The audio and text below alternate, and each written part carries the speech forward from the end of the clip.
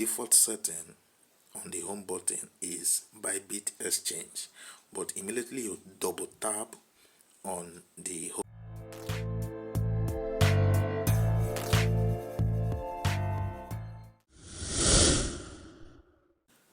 Alright, welcome back guys to my channel. In today's video we're going to be looking at how to transition from Bybit centralized exchange to Bybit Web3. How to transition from Bybit centralized exchange to Bybit Web3. Now if you want to do that, you first of all launch your Bybit app. After that, on the same home page, you double tap on the home button. Double tap on the home button. Once you double tap on the home button, you will automatically be switched over to Bybit Web3.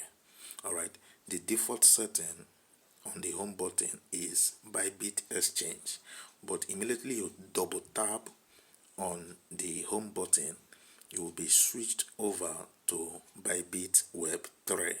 Do you understand? Alright guys, so this is Bybit Web3. So you can see the interface. Alright, yeah, the interface is different from the interface for the Bybit Exchange. Do you understand? So now what you have to do next is to click on wallet. You click on wallet.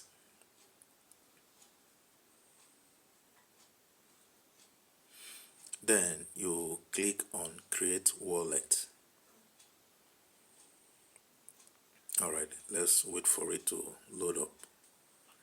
You see your Bybit wallet has been created. You can now start exploring dApps, alright, NFTs and DeFi projects on this on this blockchain network. Alright, so for now I'm not depositing anything.